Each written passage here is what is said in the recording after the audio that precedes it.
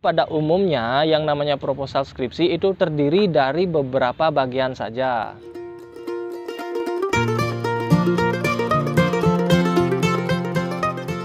Halo, welcome back di Alkaviana Channel. Channel yang sampai sekarang masih konsisten membantu mahasiswa untuk membuat skripsi. Pada kesempatan kali ini, saya akan sharing kepada rekan-rekan mahasiswa sekalian bagaimana caranya membuat proposal skripsi, khususnya isi dari proposal skripsi pada umumnya. Proposal skripsi merupakan sebuah rancangan penelitian yang biasanya mahasiswa tunjukkan kepada dosen pembimbingnya atau pembimbing akademiknya untuk pembuatan skripsi. Nah, dalam pembuatan proposal skripsi ini tentu saja mengikuti gaya selingkung dari kampus kalian ya. Jangan nanti membuat proposal skripsi itu berdasarkan pada gaya selingkung dari kampus lain. Percuma, pasti akan salah. Ikuti gaya selingkung dari kampus rekan-rekan. Tetapi pada umumnya yang namanya proposal skripsi itu terdiri dari beberapa bagian saja. Yang pertama terdiri dari judul biasanya. Nah, oke, pasti kalau berbicara masalah judul yang ada di pikiran rekan-rekan adalah apa ya judulnya? Bagaimana caranya membuat judul? Itu jangan terlalu dipikirkan rekan-rekan ya. Judul skripsi itu merupakan hal yang tidak terlalu penting sebenarnya dalam pembuatan proposal skripsi. Tetapi kadang-kadang rekan-rekan menganggapnya dan bahkan sampai kebingungan membuat judul. Kalau judul dibuat itu tidak akan ketemu.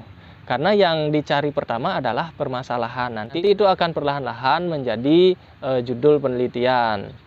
Tetapi pada umumnya proposal skripsi terdiri dari judul dulu.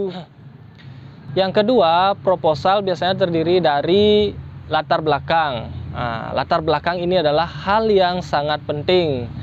Jadi, sebelum mencari judul skripsi, pada latar belakang itu silahkan dulu diuraikan dengan jelas apa permasalahan penelitian kalian. Tanpa latar belakang atau permasalahan penelitian, itu mustahil akan ada sebuah judul penelitian. Latar belakang penelitian itu terdiri dari permasalahan-permasalahan yang sifatnya empirik, didukung dengan teori-teori atau hasil penelitian yang berkembang, ditambahkan juga dengan contoh autentik berdasarkan observasi lapangan yang kalian lakukan. Nah, itulah latar belakang penelitian yang baik. Jadi terdiri dari 3 bagian pada umumnya. Terdiri dari permasalahan, yang kedua berdasarkan juga pada hasil-hasil riset atau penelitian yang sudah dilakukan sebelumnya, tentu saja yang berkaitan dengan tema penelitian kalian. Yang ketiga ditambahkan juga contoh-contoh autentik yang bisa Anda lakukan dengan cara melakukan observasi awal sebelum melakukan penelitian. Nah, ini akan membuat latar belakang atau permasalahan penelitian Anda akan sangat bagus dan jelas, sehingga sangat penting untuk dilakukan penelitian itu. Yang ketiga, proposal penelitian itu terdiri dari pertanyaan penelitian atau perumusan permasalahan dan juga tujuan penelitian. Nah, pada pertanyaan penelitian atau tujuan penelitian ini, kalian akan menguraikan apa yang ingin dicapai dalam penelitian. Tujuan ini sangat penting dalam proposal penelitian. Semakin jelas tujuan yang ingin Anda peroleh, maka metode yang akan Anda gunakan juga tepat, hasilnya juga akan lebih jelas. Yang keempat, pada proposal penelitian biasanya ada hipotesis atau jawaban sementara dari pertanyaan penelitian. Nah, pertanyaan sementara ini Anda buat berdasarkan pada hasil-hasil riset yang Anda kemukakan di latar belakang, ditambah dengan dugaan atau jawaban sementara menurut Anda. Tapi berdasarkan juga hasil-hasil penelitian yang sudah dilakukan sebelumnya jawabannya. Jangan salah-salah nanti menurut sendiri ya. Yang kelima, pada proposal penelitian itu ada yang disebut dengan tinjauan pustaka. Biasanya juga disebutkan sebagai landasan teori. Nah, apa yang Anda uraikan dalam tinjauan pustaka atau landasan teori ini? Yang pertama yang harus Anda uraikan dengan jelas adalah secara teoritis yang berkaitan dengan variabel penelitian Anda. Apa variabel penelitian Anda? Itu yang harus Anda uraikan. Kemudian buat juga sebuah uraian yang sifatnya itu sesuai dengan tujuan penelitian Anda.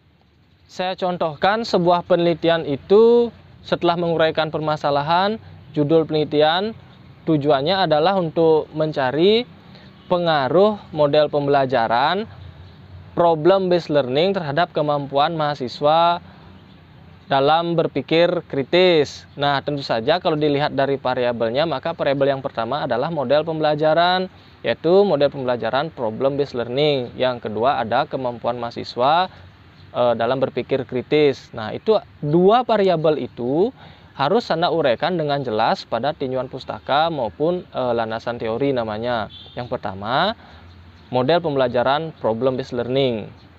Silahkan uraikan dengan jelas model pembelajaran tersebut, baik berdasarkan dari hasil penelitian maupun tinjauan pustaka yang sudah ada dari buku mungkin ya. Yang kedua yaitu kemampuan mahasiswa dalam berpikir kritis. Itu juga yang Anda uraikan dengan jelas. Nah, yang ketiga yang saya maksud diuraikan dengan jelas ini adalah bagaimana hubungan antara model pembelajaran problem based learning dengan kemampuan mahasiswa dalam berpikir kritis. Bisa dibuatkan sebuah uraian yang menunjukkan bahwa model pembelajaran tersebut berpengaruh, tapi berdasarkan pada tinjauan atau temuan penelitian sebelumnya, bukan penelitian yang Anda lakukan. Ini akan semakin memperkuat nanti hipotesa penelitian. Yang keenam, atau yang terakhir yang biasanya paling penting ada di proposal penelitian adalah metode penelitian. Nah, metode penelitian ini sangat penting untuk kalian ketahui. Kenapa? Karena metode penelitian mampu membantu kalian mahasiswa untuk melakukan penelitian. Jangan nanti berpikir, aduh ada metode lagi tambah sulit, bukan. Dengan metode penelitian, maka Anda akan sangat mudah dalam melakukan penelitian. Metode penelitian ini dipilih berdasarkan pada tujuan penelitian. Makanya sangat penting perumusan tujuan penelitian itu sesuai nanti dengan metode yang Anda pilih. Saya contohkan sebuah tujuan penelitian itu bertujuan untuk mencari pengaruh model pembelajaran problem based learning terhadap kemampuan berpikir kritis mahasiswa, seperti yang saya jelaskan tadi. Maka metode penelitian yang bisa Anda pilih adalah menggunakan kuasi eksperimen namanya, atau eksperimen semu, karena hanya mencari pengaruh sebuah model pembelajaran terhadap kemampuan mahasiswa dalam berpikir kritis. Nah, itu saya contohkan bagaimana caranya menentukan metode. Kalau riset Anda tentang ingin mengembangkan sebuah bahan ajar, maka metodenya nanti adalah R&D atau Research and Development.